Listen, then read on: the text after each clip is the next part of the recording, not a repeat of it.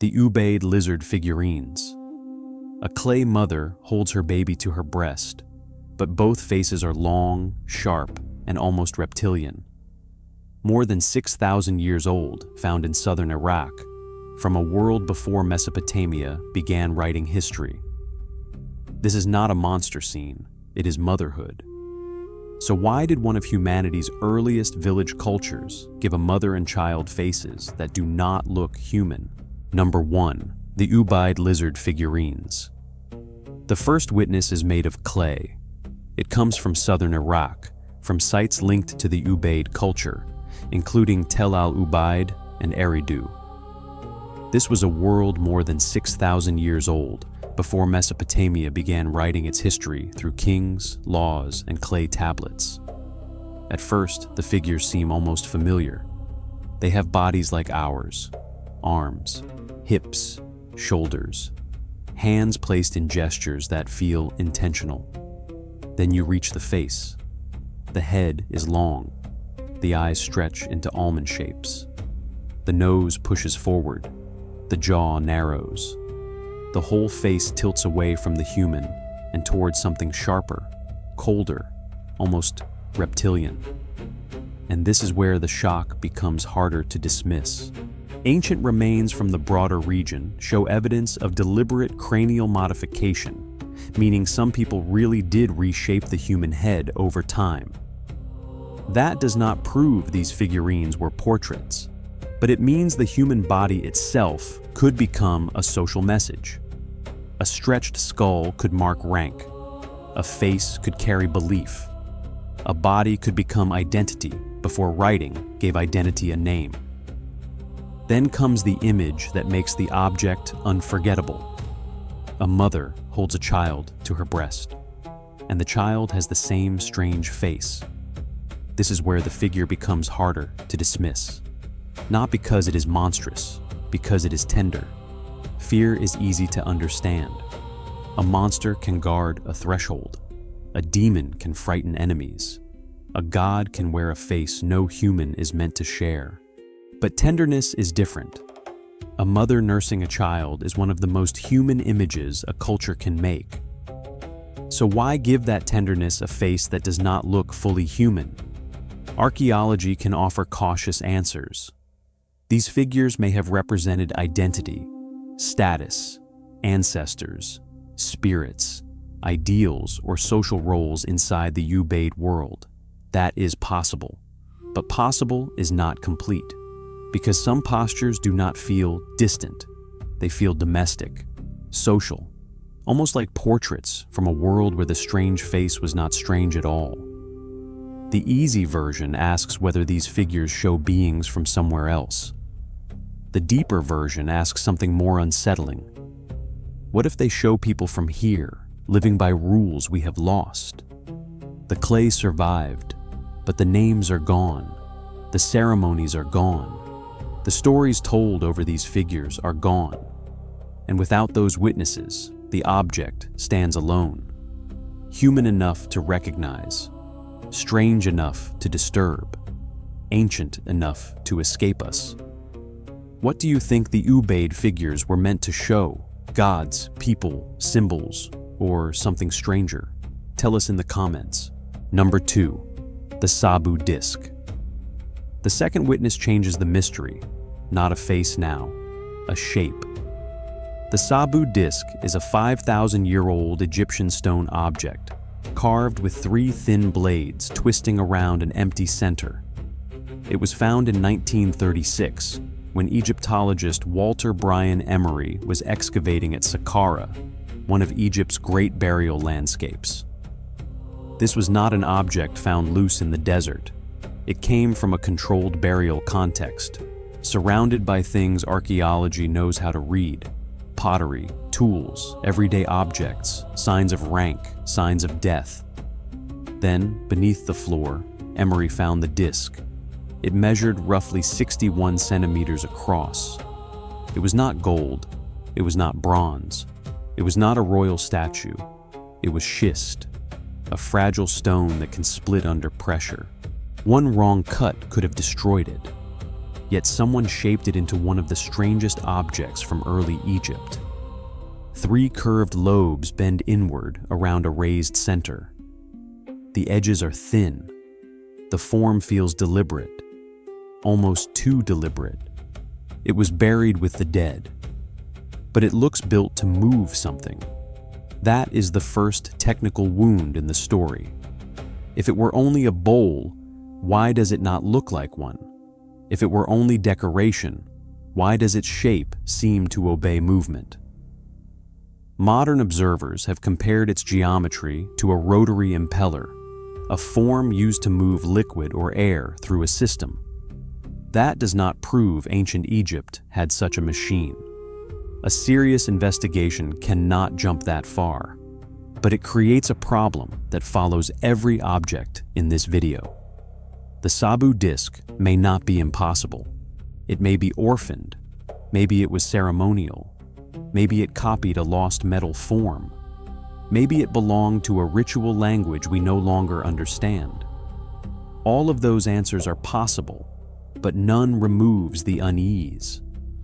Because the object seems to carry design logic without the world that explains it.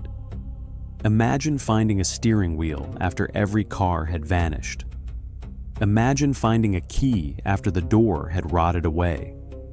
Imagine finding one shaped part from a machine, but not the machine, not the workshop, not the instructions, not the people who knew how to use it.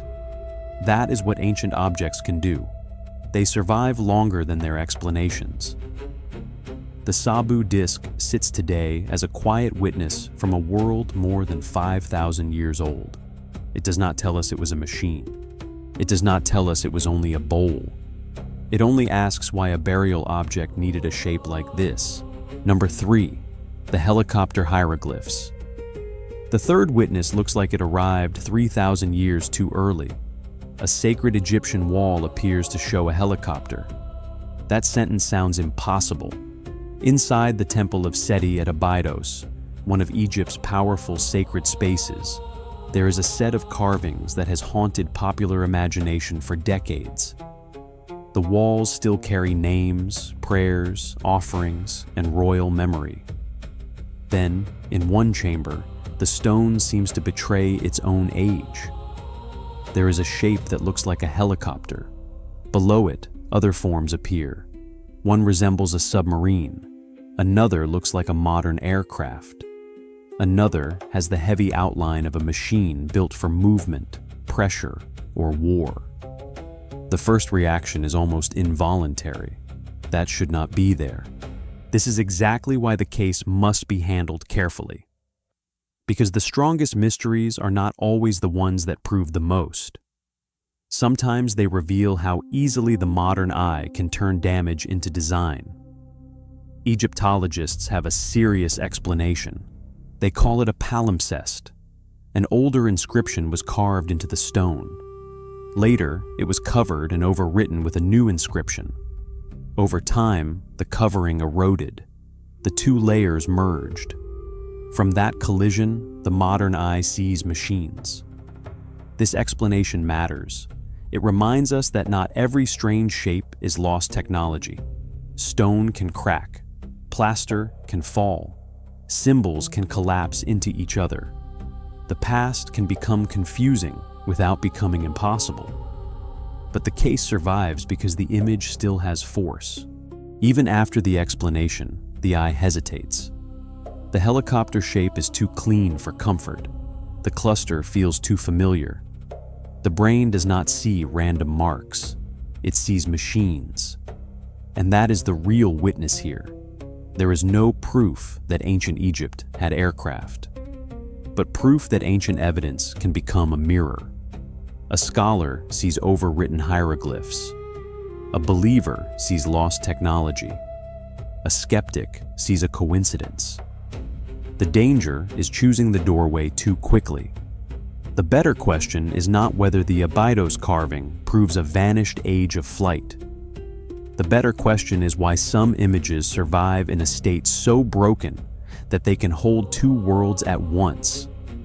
One world is ancient Egypt. with kings, gods, prayers, and stone.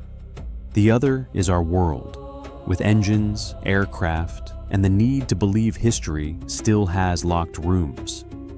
Somewhere between them, the wall keeps its silence. It does not confess. It does not deny. It only shows how thin the line can be between evidence and interpretation.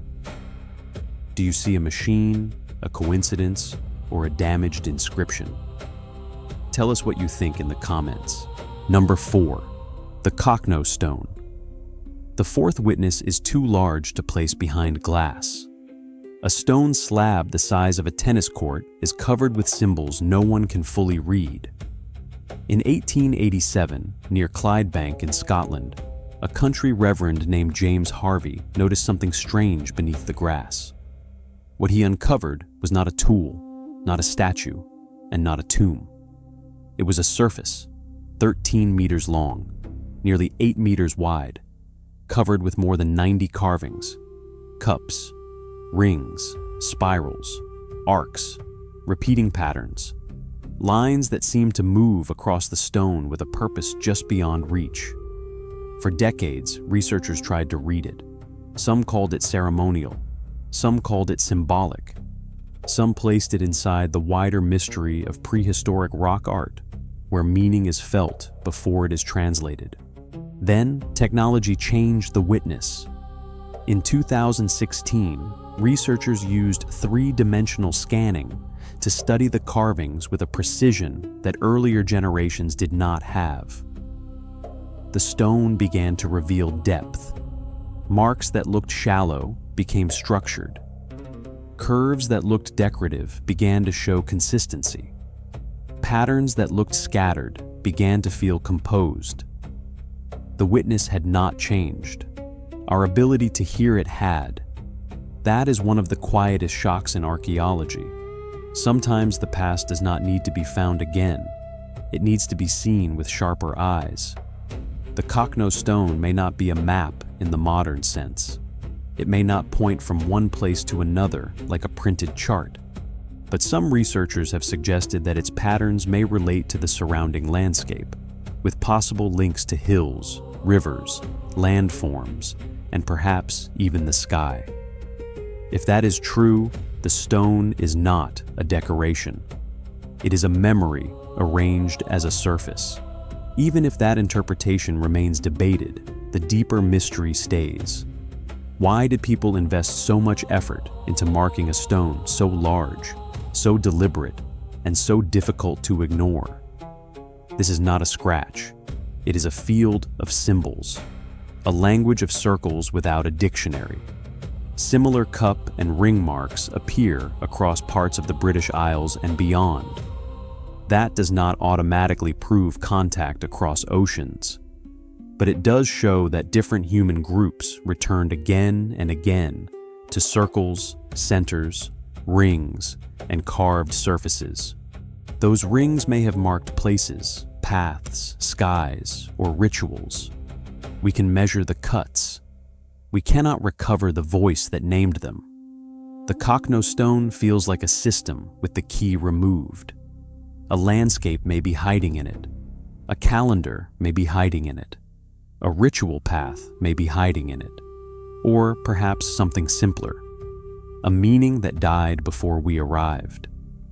After 5,000 years, our tools can measure its surface more clearly than ever. But measuring is not the same as understanding. By now, the pattern is no longer one strange object, a face without a name, a disc without instructions, a wall without its first surface, a map without its language.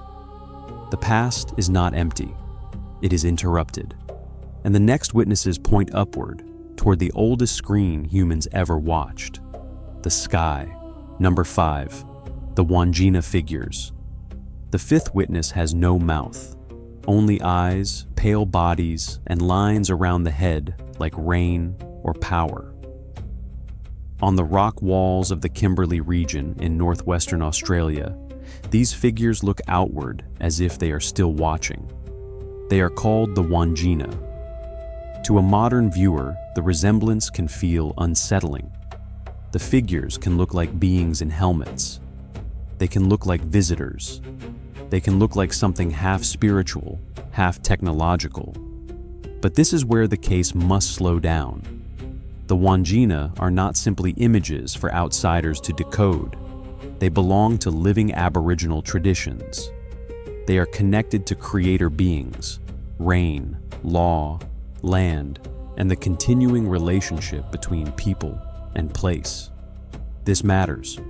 A sacred image is not an abandoned puzzle. That is what makes the Wandjina powerful. They are not mysterious because no one has ever explained them. They are mysterious because they stand at the edge between living tradition and outside interpretation. In Aboriginal accounts, the Wandjina are creator figures linked with the sky, rain, and the shaping of the land. The absence of a mouth is not necessarily an alien clue. It can be sacred symbolism. The radiating lines may not be a helmet. They may speak of rain, clouds, spiritual force, or authority. But even after we say that, the images still hold something immense. They prove that the ancient world was never only about tools and survival. It was full of beings, obligations, laws, presences, and relationships between earth and sky. The modern mistake is to look at a figure and ask only what it depicts.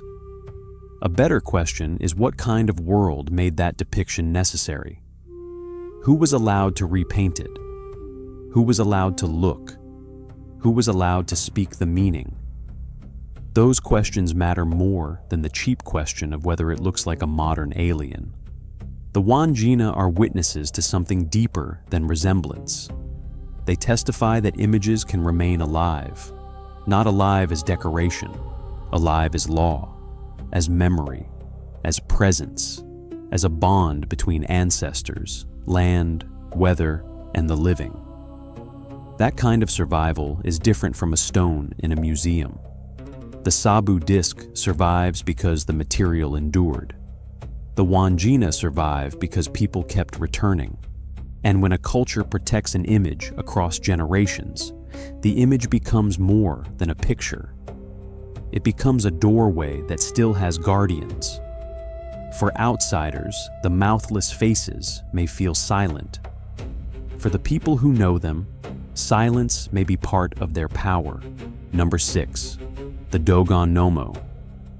The sixth witness begins with a star no human eye can see. It comes from the Dogon people of Mali, West Africa, and from stories recorded in the 20th century by French anthropologists Marcel Griaule and Germaine Dieterlen. At the center of the mystery are the Nommo. In Dogon tradition, they are often described as powerful beings connected with water, creation, order, and knowledge. Some versions of the tradition describe them as beings connected with the sky. That alone would draw attention. But the claim that made this case famous was astronomical. Dogon elders reportedly possessed knowledge of Sirius B, the small, dense companion star of Sirius. It is invisible to the naked eye. Western astronomy confirmed its existence in the 19th century and photographed it much later. The reported knowledge included details that seemed astonishing. A small star, a dense star, an orbit around Sirius, a cycle of roughly 50 years. If true in the strongest form, it would be one of the most haunting knowledge puzzles in the ancient world. But this is where a serious investigation must refuse the easy path. The Dogon-Sirius mystery is debated. Some researchers have questioned whether the information was shaped by outside contact. Others have argued that the original ethnographic claims may have been misunderstood, overstated, or filtered through the expectations of the researchers. That does not make the story worthless. It makes it more interesting. Because the question is not only whether the Dogon knew about Sirius B before modern astronomy. The question is how knowledge becomes sacred, how outsiders record it, and how quickly a living tradition can be turned into evidence for someone else's theory. This case is not clean proof. It is a credibility checkpoint, and every investigation needs one. If we only keep the mysteries that flatter our expectations, we are not investigating history. We are collecting mirrors. The Nommo story forces harder questions. Where does tradition end and interpretation begin? When does respect become projection? When does a sacred story become a headline? Still, the story refuses to disappear. Even when stripped of its most extreme claims, it points to something real. Many ancient and traditional societies watched the sky with discipline, memory, and pattern. They did not need telescopes to build cosmologies of astonishing complexity. The night sky was not the background. It was a calendar, law, navigation, warning, time. Modern people often underestimate what can be known without modern machines. We mistake technology for attention. The Dogon mystery may not prove visitors from another star, but it does prove that knowledge can travel through story in ways that are fragile, contested, and powerful. What do you think happened with the Dogon Sirius story? Ancient knowledge, later contact, or a mystery changed by translation? Tell us in the comments. Number 7. Göbekli Tepe and the Vulture Stone. The seventh witness rises from a hill in Turkey. It is older than Stonehenge, older than the pyramids, older than the first cities we once believed marked the beginning of civilization. Göbekli Tepe is not just a site, it is a correction carved in limestone. For a long time, the story sounded simple. People settled down, they farmed, they built villages. Then, after the basic needs of life were secured, they created monuments, temples, and complex ritual spaces. Göbekli Tepe disturbed that order. Around 11,600 years ago, people who were not supposed to have cities raised massive pillars shaped like the letter T, arranged them in circular enclosures, carved animals into their surfaces, and buried parts of the site beneath the earth. This is where the old picture cracks. These were not people waiting for civilization to begin. They were already shaping stone, organizing labor, and building spaces that demanded memory, cooperation, and belief. Among its most famous stones is Pillar 43, often called the Vulture Stone. At first, it looks like prehistoric art: a vulture, a scorpion, other animals, a headless human figure, symbols arranged in a way that feels both image and message. But some researchers have suggested that the carvings may encode something more than ritual scenes. In 2017, researchers from the University of Edinburgh proposed that the animals on Pillar 43 may correspond to constellations and preserve a memory of a cosmic event near the end of the last ice age. A comet, a disaster, a catastrophe from the sky burned into a symbol. This interpretation is debated. It should be. But even the debate reveals something extraordinary. Whether or not the Vulture Stone records a specific impact, the people of Göbekli Tepe were clearly not simple survivors scratching animals onto rock without thought. They were watching animals, watching seasons, watching death, watching the sky. The headless figure beneath the vulture is one of the most haunting images at the site. A body without a head, a bird above, a disc or sphere near the wing. Animals surrounding the scene like signs in a language we nearly understand but cannot read. If it is a myth, we do not know the words. If it is a warning, we do not know the danger. If it is a memory, we do not know what was lost. That is why Göbekli Tepe belongs near the end of this investigation. It forces us to change the scale of the question. The earlier witnesses asked why an artifact seemed too strange for its label. Göbekli Tepe asks why an entire age was smaller in our imagination than it was in reality. Maybe the most dangerous assumption in history is not that ancient people knew too much. Maybe it is that we assumed they knew too little. They could carve stone before cities. They could build sanctuaries before kings. They could organize labor before bureaucracy. And when we found the stones, they were still standing. Not as proof of a fantasy civilization, as proof that civilization itself may have begun with memory, ritual, fear, cooperation, and the need to speak to forces larger than hunger. The Vulture Stone does not give us its sentence. It gives us the punctuation after a sentence we have lost. Number 8. The Charama Cave Paintings. The final witness is painted in darkness. Round heads, structured bodies, strange objects in the hands, shapes floating above them in the cave sky. In the Chhattisgarh region of central India, archaeologists studying prehistoric cave art came across paintings that did not sit comfortably beside familiar categories. The figures looked human only at first. They had bodies, limbs, upright posture, but the heads were too large, too round, too separate from the world we expect prehistoric art to show. Some figures appeared to wear coverings around the body. Some held objects are difficult to name. Above them were circular shapes in the sky.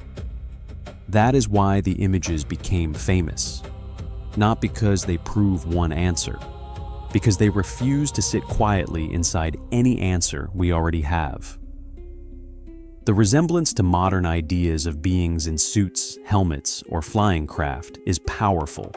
It is also dangerous, because the modern eye is trained by cinema, rockets, helmets, and machines. We bring a century of images into a cave that may be thousands of years old. And once we do, the wall begins to answer in our language. Still, the Charama paintings cannot be dismissed as meaningless. They matter because they show how prehistoric artists placed unusual beings into a visual world of action, sky, and encounter. They matter because local stories speak of small beings, sky descent, and people taken away. They matter because officials reportedly sought outside research interest, and the lack of clear answers made the mystery louder.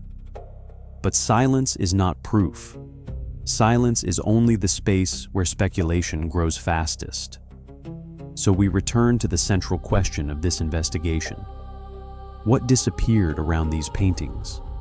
The voices of the painters, the ritual in the cave, the story told by firelight, the fear, memory, joke, warning, dream, or sacred account that gave those round heads meaning. Without that world, the figures float. They become whatever the age looking at them is ready to see. To one viewer, they are visitors.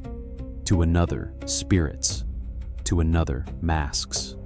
To another, shamans. To another, ancestors drawn in a visual language we no longer know how to enter. The cave does not choose for us. It only preserves pigment on stone. That may sound like less than a mystery, but it is more frightening, because it means the past can leave us images without captions, witnesses without testimony, and warnings without the event they once warned against. By the time we arrive, the wall is still speaking, but the grammar is gone. What do you think the Charama paintings show? Spirits, masks, memory, or something no modern label can hold? Tell us in the comments. The objects did not survive to prove us right. They survived to make our questions better. History does not always lose because nothing remains. Sometimes it loses because only the wrong things remain. The face stays. The disc stays. The wall stays. The stone stays. The painting stays. But the instructions vanish. If you want to follow more places where the past still testifies, subscribe. The next mystery begins where the witness falls silent.